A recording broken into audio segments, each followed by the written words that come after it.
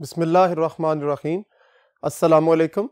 Students, my name is Ahmed Nadeem and I am your teacher for statistics. Chapter number 11 हम sampling distribution of sample variances को study कर रहे हैं और आज उसका एक और न्यूमेरिकल क्वेश्चन स्टडी करेंगे। तो चलिए बोर्ड की तरफ और स्टेटमेंट को अंडरस्टैंड करके क्वेश्चन की प्रोसीडिंग्स को कंप्लीट करते हैं। A finite population consists of 5 values. 5 values हैं आपके पास 1, 3, 5 और 7. Take all possible samples of size 2. Important बातें हैं, हमेशा से मैं ये कहता हूं कि हाईलाइट किया करें माइंड के अंदर। साइज 2 है और विदाउट रिप्लेसमेंट, WOR का मतलब है विदाउट रिप्लेसमेंट। इससे पहले जो लास्ट लेक्चर में आपने क्वेश्चन किया था उसमें O नहीं था, यानी वो विद रिप्लेसमेंट था। सो विद रिप्लेसमेंट और विदाउट रिप्लेसमेंट में making of samples technique different होती है। सो इसलिए याद रखिए, बाज़ औक़ात जल्दी में अगर आपने इसको पढ़ा और साइज 2 के बाद construct the sampling distribution of sample variances complete कर लिया, लेकिन माइंड में ये ना रखा कि ये टेक्निक जो है वो विदाउट रिप्लेसमेंट है और आपने विद रिप्लेसमेंट से सैंपल्स बना के इवन सारा क्वेश्चन कंप्लीट भी कर लिया और वो सही है, रिजल्ट वेरीफाई भी हो जाए तो तब भी वो कंसिडर नहीं होगा, वो एक्सेप्ट नहीं किया जाएगा। सो विदाउट रिप्लेसमेंट है, यानी एक वैल्यू सेलेक्ट होने के बाद वो वापस पॉपुलेशन में एग्जिस्ट नहीं करेगी।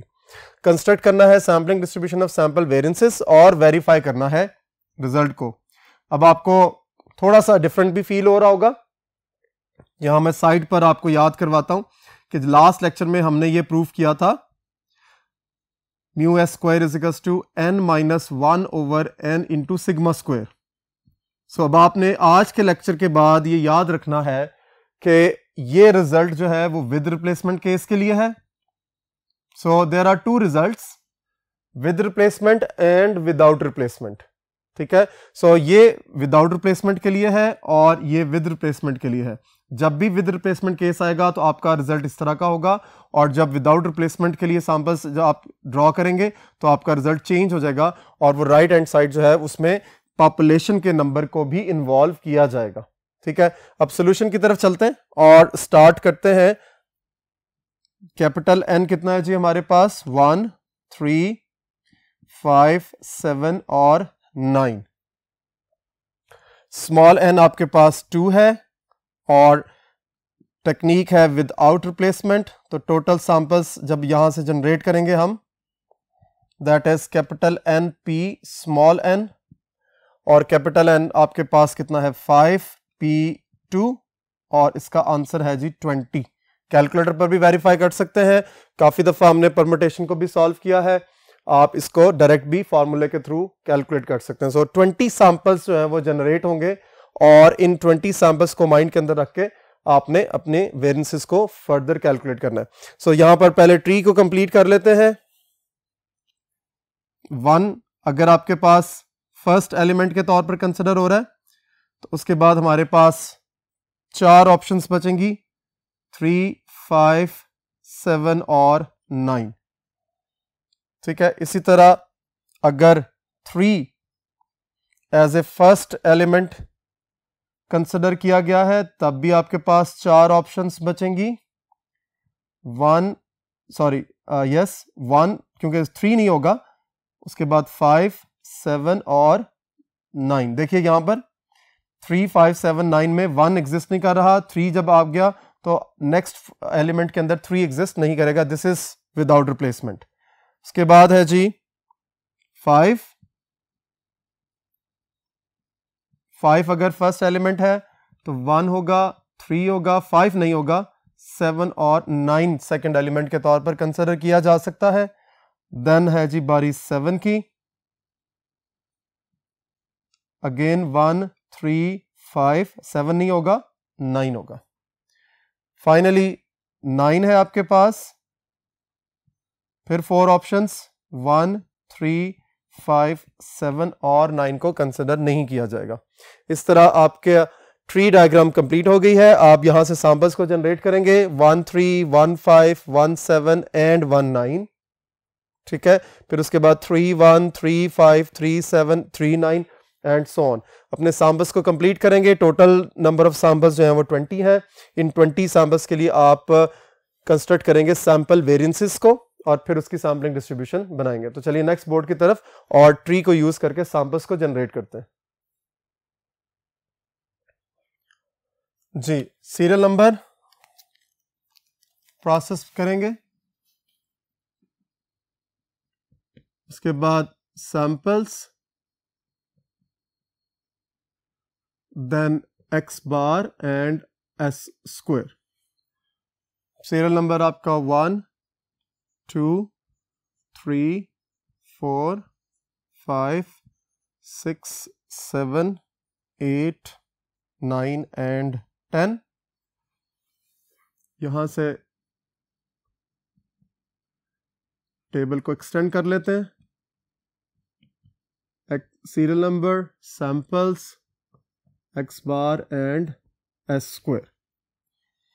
तो यहां से 11 12 13 14 15 16 17 18 19 एंड 20। सो सैंपल्स बनेंगे। ट्री को माइंड के अंदर रख के हम यहाँ पर पॉपुलेशन को टेंटेटिवली लिख लेते हैं ताकि पॉपुलेशन के नंबर्स माइंड के अंदर है। ठीक है, अब सैंपल्स जनरेट होंगे। 1 3 1 5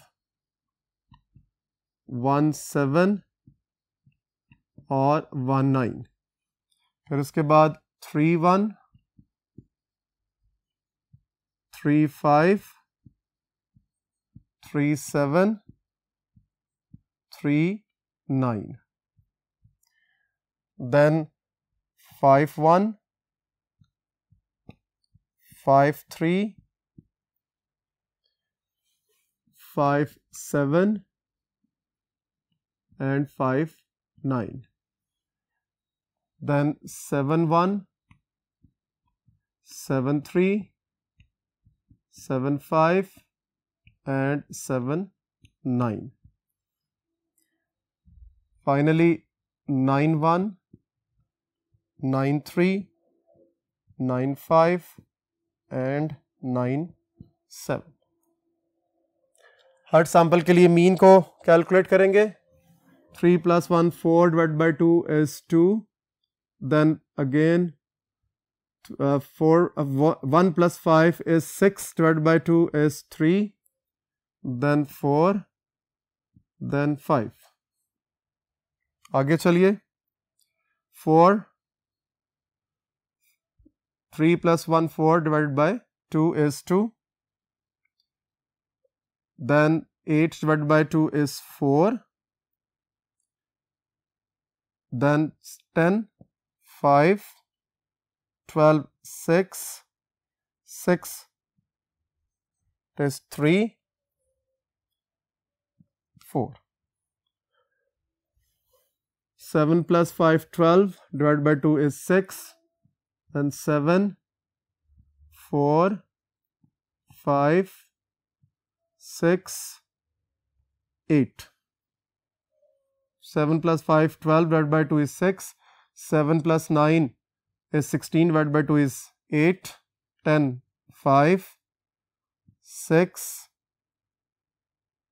7 and 8। अब वही प्रोसीजर अगेन कि आपको एस स्क्वायर की वैल्यू निकालनी है। फॉर्मूला माइंड के अंदर रखेंगे। फॉर्मूला क्या है जी, वो भी मैं यहां लिख देता हूं। It is sigma x minus x bar square divided by n। ये फॉर्मूला आप यूज करेंगे, यानी जो इंडिविजुअल वैल्यू है उसमें से मीन की वैल्यू को माइनस करेंगे और उसका स्क्वायर करेंगे। ठीक है, सो देखिए जरा, 1 का डिफरेंस 2 के साथ और 3 का डिफरेंस 2 के साथ 1 दोनों सूरतों में क्रिएट हो रहा है। 1 square plus 1 square, so it is 2 divide by 2 is 1। Again 1 का डिफरेंस 3 के साथ और 5 का डिफरेंस 3 के साथ दोनों सूरतों में 2 आ रहा है। 2 + 2 2 square plus 2 square, so 4 + 4 divide by 2 it is 4। यहां से देखिए 3 डिफरेंस आ रहा है, सो 3 square plus 3 square divide by 2 is 9। Difference क्या आ रहा है 4 दोनों सूरतों में, 4 square plus 4 square divide by 2 is 16। Again 1 का डिफरेंस है, सो 1 स्क्वायर प्लस 1 स्क्वायर, आंसर 1 आ जाएगा। अगेन यहां से देखिए फिर ये 1 का ही डिफरेंस आ रहा है, सो 1 ही रहेगा।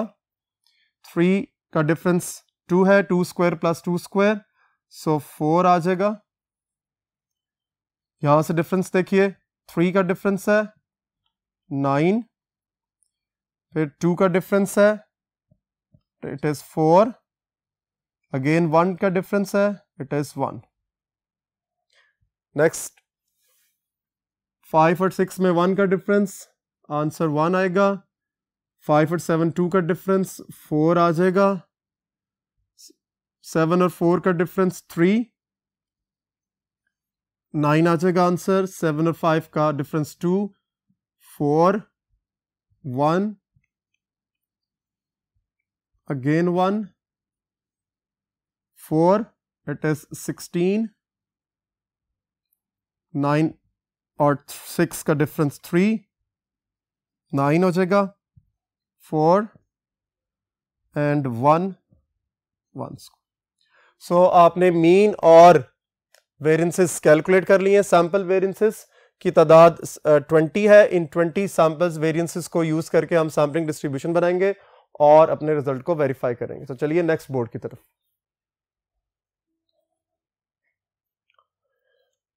वैल्यूज हमने लिख ली हैं एस स्क्वायर की, और अब इन एस स्क्वायर की वैल्यूज को यूज करेंगे और सैम्पलिंग डिस्ट्रीब्यूशन जनरेट करेंगे। टेलीबार्ट्स, आप यहां पर हेडिंग भी दे सकते हैं, sampling distribution of sample variance. टेलीबार्ट्स frequency and then probability of S square.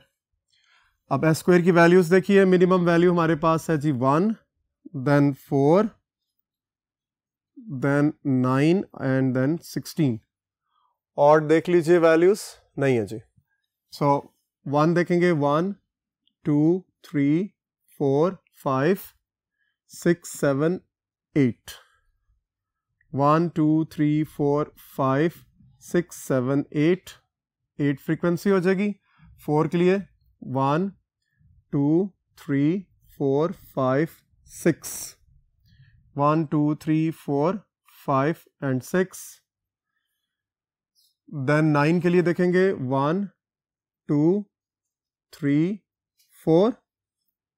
1, 2, 3, 4, 4 frequency आ जाएगी। फाइनली 16 के लिए देखेंगे 1 एंड 2, तो ये 2 आ जाएगी। इसको कितना होना चाहिए जी? टोटल नंबर ऑफ सैंपल्स के इक्वल। सो देखिए 8 और 6 14 और 4 18 और 2, सो 20 आपका सम है फ्रीक्वेंसीज का, जो कि ये रिप्रेजेंट कर रहा है कि टोटल नंबर ऑफ सैंपल्स 20 थे, तो 20 ही एस स्क्वायर की वैल्यूज होनी चाहिए, जो कि यहाँ पर डिपिक्ट हो रही हैं। अब हमने प्रोबेबिलिटी कैलकुलेट करनी है। हर वेरिएंस के लिए इंडिविजुअल फ्रीक्वेंसी को टोटल फ्रीक्वेंसी से डिवाइड करेंगे। 6/20, 4/20 एंड 2/20। एक कॉलम जो कि कैलकुलेट होगा S square into probability of S square. So देखिए इंडिविजुअल वैल्यू है 1, उसको आप 8/20 के साथ मल्टीप्लाई करेंगे, इट इज 8/20। फिर 4 है, 4 को 6/20 से मल्टीप्लाई करेंगे, 24/20। देन 9 को 4 के साथ मल्टीप्लाई करेंगे, 36/20। देन 16 को 2 से मल्टीप्लाई करेंगे, 32/20। अब इसका सम कर लेंगे, कैलकुलेटर पर वेरीफाई करें आप लोग। 8 + 24 + 36 + 32 प्लस टोटल वैल्यूज हैं 1, 2, 3, 4 वैल्यूज हैं, और 100 इसका सम है डिवाइडेड बाय 20। और अब यहां पर आपको एक्यूरेटली 5 नजर आ रहा है, किसका sum, S square into probability of S square. So mu S square is sigma s square into p of s square that is equals to 5, जो कि हमने कैलकुलेट कर लिया था. अब हम राइट हैंड साइड की प्रोसीडिंग्स के लिए जा रहे हैं. सिग्मा स्क्वायर आपको कैलकुलेट करना है sigma x square over capital N minus sigma x over capital N whole square. तो देखिए आपके पास जो पॉपुलेशन के मेंबर्स थे वो क्या थे जी, इसको चेक कर लेते हैं. 1, 3, 5, 7 और 9. So 1 square plus 3 square plus 5 square plus 7 square plus 9 square, 5 elements हैं. तो divided by 5 minus 1 plus 3 plus 5 plus 7 plus 9 divided by 5 whole square.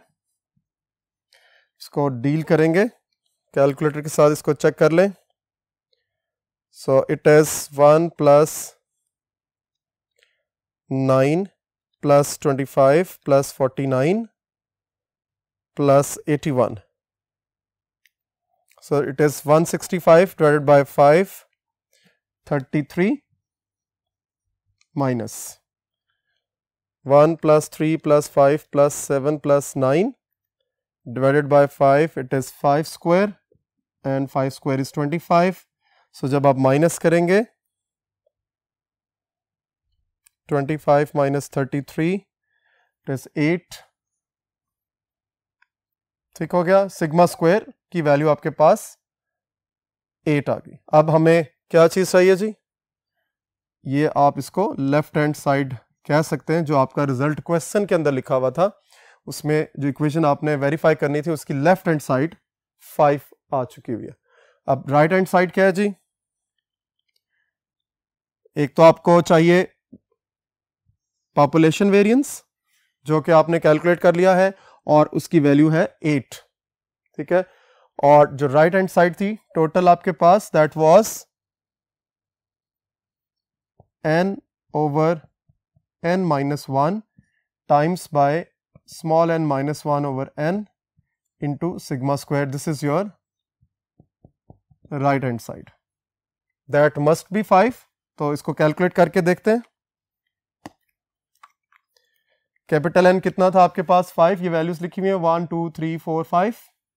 So 5 divided by 5 minus 1 into sample size 2 था, 2 minus 1 divided bye 2 into sigma square का answer आपने 8 calculate किया हुआ है. सो सारी values हमने सब्स्टिट्यूट कर दी हैं. So it is 5 by 4 multiply by 1 by 2 multiply by 8. तो जरा गौर से देखिए 4 2 जार 8, 8 से कैंसिल हो गया, 5 1 जार 5. तो आंसर आपका 5 आ गया. हेंस आप ये कह सकते हैं प्रूफ हो गया आपका जो रिजल्ट आपने वेरीफाई करना था. Hence proved mu S square is equals to capital N over capital N minus 1 times N minus 1 divided by N into sigma square, और उसका आंसर क्या है जी 5. सो यहां पर एक चीज जो रिवाइज मैं करना चाह रहा हूं और आपके माइंड के अंदर होनी चाहिए वो ये कि जब विदाउट रिप्लेसमेंट में आएंगे तो आपका रिजल्ट चेंज होगा. लास्ट लेक्चर में हमने विद रिप्लेसमेंट के साथ किया था और विद रिप्लेसमेंट में हमारे पास सिर्फ ये फैक्टर था जिसको मैं रेड से सर्कल कर रहा हूं. सो ऐसा ना हो कि आप अगर इसको भूल जाते हैं कि ये विद रिप्लेसमेंट है या विदाउट रिप्लेसमेंट, टेक्निक को अगर आप आउट ऑफ क्वेश्चन कर देंगे तो फिर आपका ये रिजल्ट वेरीफाई नहीं हो सकता. सो बी केयरफुल कि आपको विद रिप्लेसमेंट से सैंपल्स बनाने या विदाउट रिप्लेसमेंट से. होप आज का लेक्चर आपको क्लियर हो गया होगा. इस क्वेश्चन को दोबारा प्रैक्टिस करें ताकि इसको मजीद स्ट्रेंथन कर सकें. इंशाल्लाह नेक्स्ट लेक्चर में मुलाकात होगी. अल्लाह हाफिज.